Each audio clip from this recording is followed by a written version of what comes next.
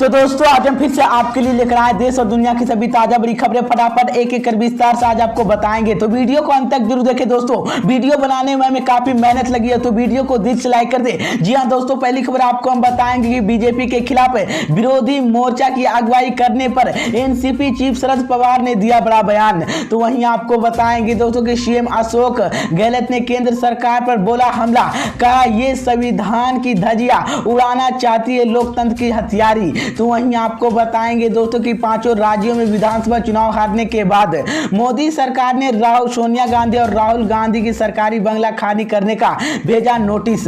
तो वहीं आपको बताएंगे दोस्तों कि यूक्रेन का बड़ा दावा, रूसी सेना ने शहरों को मेयर को बनाया बंधक।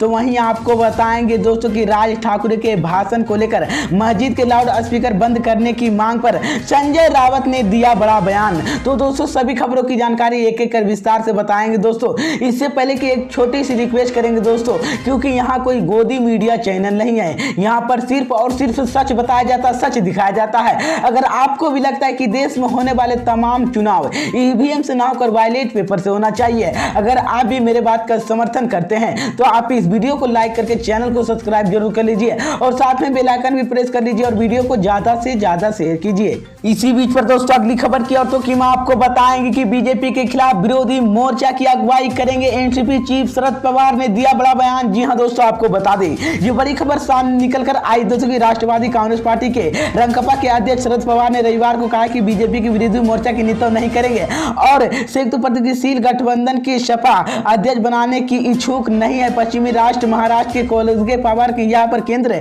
के बीजेपी के विजय पेश करने के लिए मकसद वाली किसी भी पहल की कांग्रेस के बाहर नहीं रखा जा सकता है। उन्होंने कहा कि मैं बीजेपी के खिलाफ विभिन्न दलों वाले किसी भी मोर्चा की अगुवाई करने की कोई जिम्मेदारी नहीं उठाने जा रहे हैं। साथ ही साथ उन्होंने कहा कि वह संयुक्त प्रगतिशील गठबंधन की अगुवाई भी नहीं करेंगे। उन्होंने कहा कि हाल में हमारी पार्टी रंगकपा के कुछ युवाओं के कार्यकर्ताओं ने मुझे संपर्क अध्यक्ष बनाने के लिए कहते हुए प्रस्ताव पारित किया, लेकिन मैं उस पद की इच्छुक नहीं हूँ। इसी बीच में आपको बता दें कि शरद पवार ने कहा कि अगर बीजेपी को विलय पेश करने के लिए कोशिश की जाती है तो उस समय सहयोग के लिए मैं तैयार हूँ। उन्होंने कहा कि हम यहाँ पर करते हैं यह कहते हैं कि विपक्ष के एक साथ आना चाहिए तो कुछ तथ्य की नजरअंदाज नहीं किया जाना चाहिए। ममता बनर्जी के लिए तृणमूल कांग्रेस की पश्चिम बंगाल की सबसे मजबूती पार्टी और उनके पास जनता के समर्थन है। उसी तरह से क्षेत्रीय दल भी अपने अपने राज्य में मजबूत और पूर्व केंद्रीय मंत्री कहा कि कांग्रेस बेशक अभी सत्ता में ना हो लेकिन उसकी देश भर में मौजूदगी। उन्होंने कहा कि आपके गवाह जिला के लिए राज्य में कांग्रेस के लिए कार्यकर्ताओं पाएंगे। इसी बीच में आपको बता दें कि द कश्मीर फाइल्स के बारे में बोलते हुए पवार ने कहा कि फिल्म इस तरह से बयान गई है कि और धीमी के लोग के आक्रोशित होंगे। उन्होंने दोहराया है कि घटी कश्मीर पंडितों की न्यूज के दौरान केंद्र की भी सरकार थी और कांग्रेस। उन्होंने कहा कि फिल्म तथ्यों के आधारित नहीं बल्कि इसके नस्लवाद नफरत बढ़ेगी। इसी बीच तो ये बड़ी अपडेट आई दोस्तों। इसी बीच पर दोस्तों अगली खबर की और तो कि मैं आपको बताएंगे कि सीएम अशोक गहलोत ने केंद्र सरकार पर बोला बड़ा हमला, कहा ये संविधान की धज्जियां उड़ाना चाहती है लोकतंत्र की हथियारी। जी हां दोस्तों, आपको बता दें ये बड़ी खबर सामने निकल कर आई दोस्तों कि राजस्थान के मुख्यमंत्री अशोक गहलोत ने 2 दिवसीय के दौरे पर जोधपुर के लिए पहुंचे और शनिवार को उन्होंने प्रशासनिक अधिकारियों के साथ विकास कार्य का जायजा लिया। इसके बाद वह जस्टिस के पूर्व जलझीर मंदिर के पहुंचे और वहां पर कुछ दौरे के दिन बाद सीएम संस्कृत उस पर हाउस के जोधपुर के लिए कॉर्पोरेट बाहर महंगाई के विरोध चल रहे कांग्रेस के लिए आंदोलन के शामिल हुए। इसी दौरान सीएम गहलोत ने कहा कि हमने कहा था कि चुनाव खत्म होते ही पेट्रोल डीजल की महंगा करेंगे,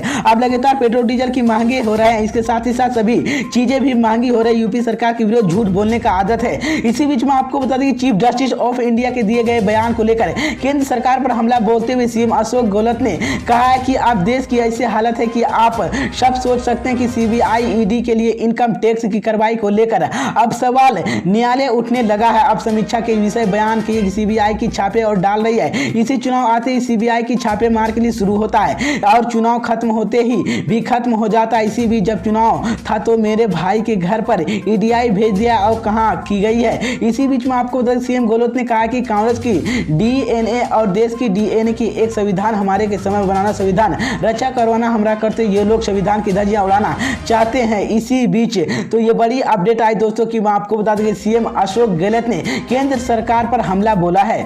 इसी बीच पर दोस्तों अगली खबर की और तो कि मैं आपको बताएंगे कि पांचों राज्यों में विधानसभा चुनाव हारने के बाद मोदी सरकार ने राहुल गांधी सोनिया गांधी की सरकारी बंगला खाली करने करने का भेजा नोटिस। जी हां दोस्तों, आपको बता दें ये बड़ी खबर सामने निकलकर आई दोस्तों की कांग्रेस पार्टी के सरकारी बंगले के अवैध कब्जे के आरोप में बेदखल की नोटिस जारी हुआ है। जानकारी मिली यहां पर बंगला कांग्रेस की पार्टी के अलॉट हुआ था, लेकिन इस बंगले पर कांग्रेस पार्टी के अध्यक्ष सोनिया गांधी के सचिव रह रहे हैं। इसी बीच में आपको बता दिया आवास और शहरी मामलों के मंत्रालय तहत संपदा नई दिल्ली के लिए अब कांग्रेस पार्टी के खिलाफ कार्रवाई के मान बना लिया है। यहाँ पर बताया गया कि इस संपत्ति का करावा 3.8 करोड़ हो गया, जो भी अभी तक नहीं दिया गया है। पिछला भुगतान अगस्त 2013 में किया जाएगा। इसी बीच में आपको बता दें कांग्रेस पार्टी की दिल्ली के चनरवीपुरी के स्थित बंगला के नंबर CI की 109 खाली करने के लिए बेदखल नोटिस मिला। मंत्रालय दरवाजे के अनुसार दिल्ली के यहाँ पर संसदीय कांग्रेस के लिए पार्टी को दी गई थी, लेकिन इससे कांग्रेस के अंतर्राष्ट्रीय अध्यक्ष सोनिया गांधी ने सचिव वेंकटेश जस्टिस के अवैध रूप से रह रहे हैं। समाचार NGC-FI के अनुसार ईवीआई द्वारा कांग्रेस पार्टी के नोटिस 25 मार्च को भेजा गया था। इसी बीच में आपको बता दें नोटिस के सार्वजनिक परिसर के अधिनियम 971 के KPI के तहत दिनों के भीतर दोपहर 2:30 बजे के लिए कारण बताए गए नोटिस जारी हुआ था। यह जानने के लिए बेदखल आदेश दिया जाएगा। इसी बीच में आपको बता दें गौरतलब कि फरवरी के लिए केंद्र सरकार द्वारा कांग्रेस पार्टी कार्यालय के लिए सोनिया गांधी और अधिकार निवेश के लिए उनके सचिव कब्जे वाली 3 संपत्तियों के निलंबित किए गए और बकाया भुगतान करने के लिए नोटिस भेजा गया था। इसी बीच तो ये बड़ी अपडेट आई दोस्तों। इसी बीच पर दोस्तों अगली खबर की औरतों की हम आपको बताएंगे कि यूक्रेन का बड़ा दावा, रूसी सेना ने शहरों के मेयर के बनाया बंधक। जी हाँ दोस्तों, आपको बता दें ये बड़ी खबर सामने निकलकर आई दोस्तों की रूस और यूक्रेन के जंग के बीच युद्ध के 40वां दिन हो गए। बताया जा रहा है कि रूस की सेना ने एक बार फिर से कभी पर कब्जा कर लिया है। वहीं पर रविवार के कुछ ऐसी तस्वीरों सामने आई जिसमें देखा जा रहा है कि सड़क पर लवारिस के लिए लाशों पड़ी है। रिपोर्ट के मुताबिक रूसी सेना ने कभी की रूसी सैनिकों पर जमकर गोलीबारी और इसके बहुत सारे लोग मारे गए। इसी बीच में आपको बता दें अब तक यूक्रेन के उप प्रधानमंत्री ने दावा किया कि देश के बड़े बड़े शहरों की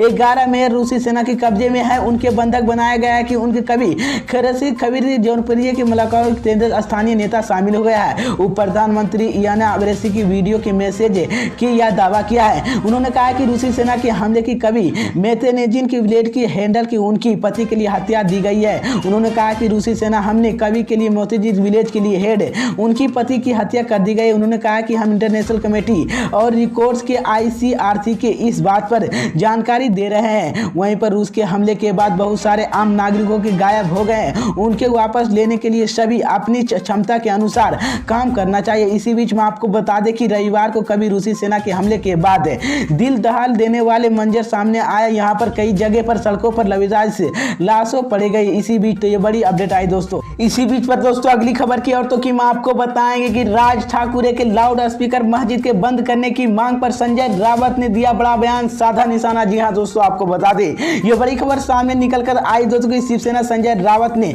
मस्जिदों में लगे लाउड स्पीकर को बंद करने की राज ठाकुरे की मांग को लेकर रविवार को उन पर निशाना साधा है। उन्होंने कहा कि मन से प्रमुख भाषण की भाजपा द्वारा लिखित और प्रदर्शित था। शनिवार को मुंबई के शिवाजी पार्क में आयोजित एक रैली के राज ठाकुरे ने कहा कि अगर मस्जिदों से लगे लाउड स्पीकर की तेज आवाज से बजाना बंद नहीं किया जाता है तो उनकी बाहर तेज ध्वनि के हनुमान चालीसा बजाने वाले लाउड स्पीकर लगाया जाएगा।